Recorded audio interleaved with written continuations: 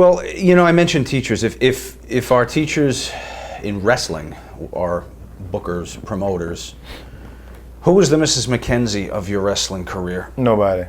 Dude, this is a job. And people in wrestling, they are so don't give a shit about you. You know what I mean? It's like everybody is for themselves. You know what I mean? It's like this whole business is such a work that I know so many people that carry the ethics of wrestling home with them and try to work people at home and out in the street just like they would do people in the ring and fans. You know what I'm saying? So you never know who you're talking to. You know what I'm saying? Or are you talking to Jerome or are you talking to New Jack? You know what I'm saying?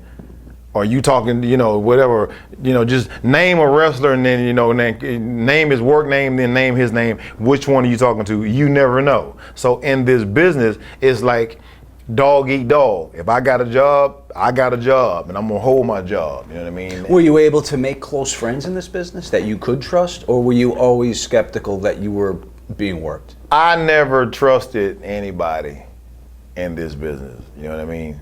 And that's why when I got out and when I was no longer part of ECW, whatever, I never tried to keep in touch with anybody because you never knew who the locker room snitches were. You know what I mean? So it's like, you could tell somebody something and they would go back and tell Paulie, or tell Cornette, and you wonder why you don't have a job anymore. You know what I mean? So it's like, everybody's in this because they want their job, and as long as they got a job, you know what I mean? And I mean, I can sit here and pull names like all day long, but it don't even matter because they know who they are. You know what I'm saying? And I mean, there's people that I helped get in the business. Some of them went on and did bigger and better things, and some of them didn't. But I know a few of them that went on and became successful. And when it came down to looking back and saying, "Hey, Jack, let me see if I can help you out," they would tell me that, but they wouldn't do it.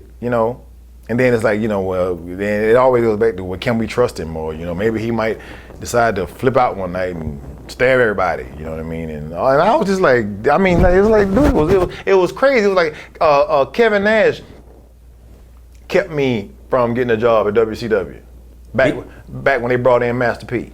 But because of your unreliability, or what? Because of my history that he had heard of, things he had been told. Okay, and I had never met him. So we did an autograph signing last year. And I ran up behind him, playfully. Put my hand around his neck, like I was choking him. And he sat there for a minute. And then I stepped back, he says, "New Jack?"